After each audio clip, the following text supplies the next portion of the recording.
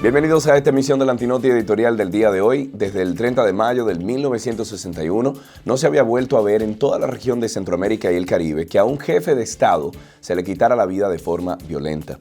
Con el asesinato del presidente Jovenel Moïse, la madrugada del pasado miércoles 7, retrocedemos 60 años. Todo ser humano merece un juicio justo e imparcial. Por eso, cuando vemos que a un presidente en funciones se le quita la vida en su casa, se envía el mal mensaje a la comunidad internacional de que en ese país nadie está seguro, ni siquiera en su propia casa. Por todo ello, muchos desean y merecen saber quién mató al presidente Jovenel Moïse. No hay dudas de que el presidente de Haití fue asesinado la madrugada del miércoles pasado, recibiendo unos 12 impactos de balas. Su cuerpo sin vida así lo confirma y ahí empieza una primera pista, pues, a diferencia de otros casos, dejaron el cuerpo en la misma escena del crimen en lugar de cargar con él o esconderlo, un crimen evidente. Sobrevivieron al hecho su esposa, la señora Martine Moïse, y sus dos hijos, quienes al parecer se encontraban en el lugar o en el hogar al momento de la tragedia.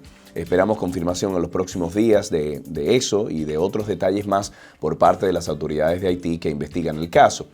Para entender un poco mejor lo sucedido, debemos remontarnos a octubre del año 2015, cuando Jovenel Moïse gana en primera vuelta como candidato más votado, acumulando un 32.76% de los votos. Sin embargo, la inestabilidad política y acusaciones de fraude mantuvieron a Haití en una indefinición hasta que en noviembre del 2016, Jovenel Moïse ganó nuevamente en una retrasada segunda vuelta.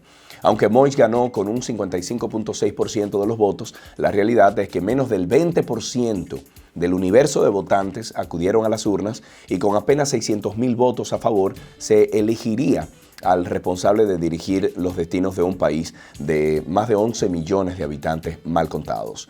Jovenel Moïse se juramentó en febrero del año 2017 y aquí empezó a destacarse la poca representatividad con que la gente veía su gobierno y el génesis de posteriores problemas. La confusión empieza porque la Constitución haitiana del 1987 establece en los artículos 134 y 135 que el presidente es electo por un periodo de 5 años y que debe juramentarse el 7 de febrero siguiente a las elecciones. Como Moïse se juramentó en febrero del 2017, en lugar del 2016, decía que su periodo terminaría en el 2022, lo cual no era aceptado por la oposición, que reclamaba honrar la Constitución que establece 5 años contando a partir de las elecciones del 2015, por lo que su periodo debió ser hasta el 7 de febrero del 2021, porque así lo establece la Constitución haitiana. Para complicar un poquito más esto, en la Constitución de Haití no existe la figura del vicepresidente, sino del primer ministro, quien debe ser escogido por el presidente, pero entre los miembros del partido que tienen la mayoría en el Parlamento, o sea, el Senado y la Cámara de Diputados. Y hay que entender que el primer ministro es quien operativamente dirige el Estado. Imagínese, por ejemplo, que en República Dominicana no existiera la figura del vicepresidente, que el PLD fuera la mayoría en el Congreso y Luis Abinader debería escoger entre uno de ellos como su primer ministro.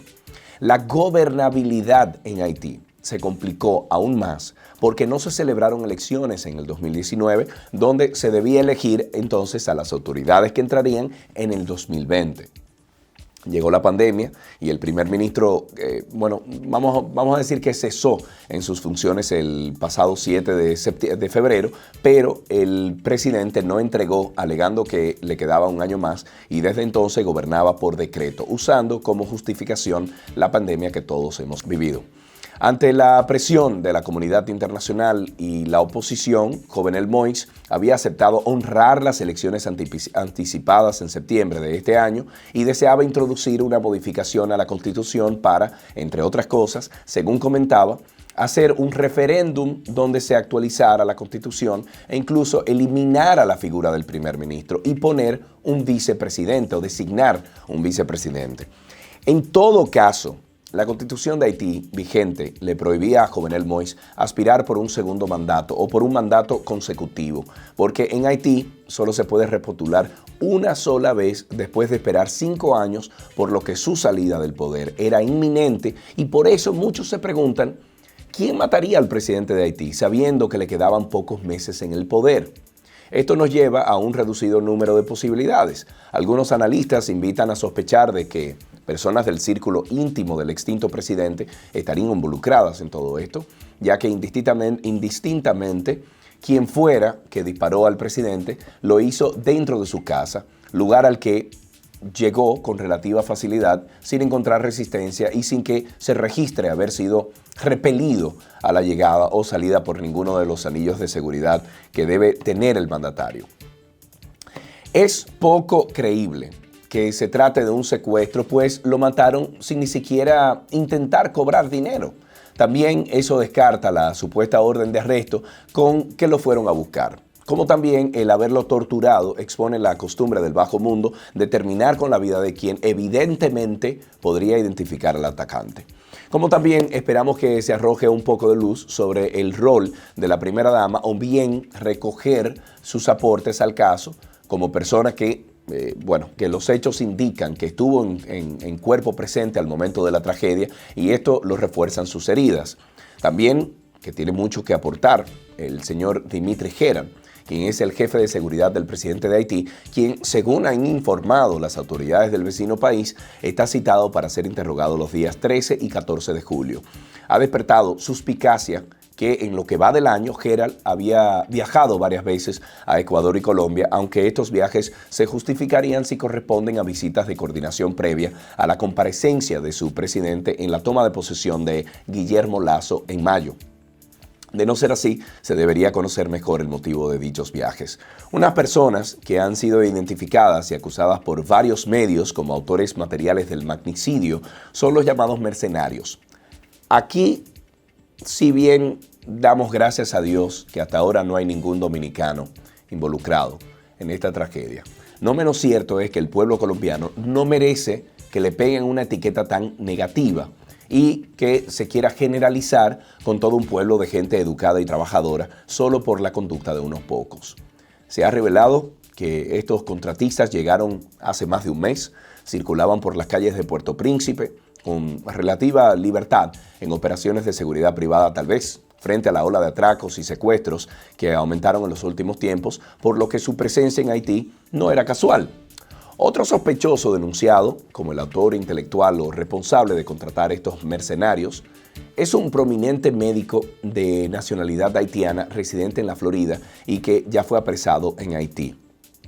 El colmo es que en el allanamiento al doctor Cristian Sanón le han encontrado una gorra de la DEA, armas, municiones y 4 placas oficiales de República Dominicana. Y con esto queremos hacer un llamado a las autoridades dominicanas, de que terminen de recoger todas esas placas oficiales OC y de otra denominación que aún circulan, a pesar de haber sido eliminadas por ley hace tiempo.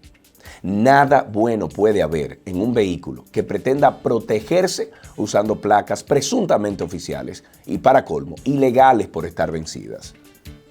Debemos concluir todo esto con un único culpable y todos los indicios parecen apuntar a que la culpa recae sobre la falta de institucionalidad de Haití.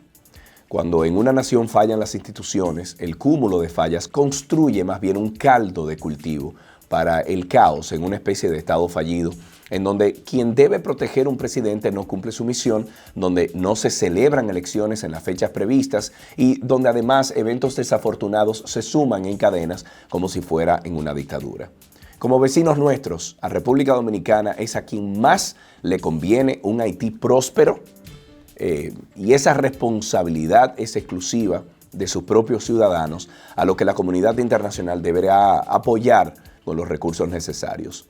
La perla de la Antilla, o más bien la perla de las Antillas, como se le conocía, fue una nación rica que hasta el 1950 no tenía nada que envidiar al pueblo dominicano porque sus economías tenían el mismo tamaño, eran del mismo tamaño. Sin embargo, desde entonces un lado de la isla ha crecido con sus altas y sus bajas, pero esperando las elecciones para salir de los ladrones que nos han tocado como gobernantes, mientras del otro lado solo aumentan en población al mismo tiempo que la economía se contrae, haciéndolos cada vez más pobres. Haití merece un mejor futuro y solo esperamos que sobre las cenizas de esta tragedia se levante como país de gente que trabaja duro, pero también que esta vez como buenos vecinos procuremos el interés común de nuestros pueblos como una misma isla que alberga dos prósperas naciones soberanas e independientes. Hasta aquí esta emisión del Antinoti editorial del día de hoy. Soy Sergio Carlo y a nombre de todo el equipo del Antinoti, te vi, te veré.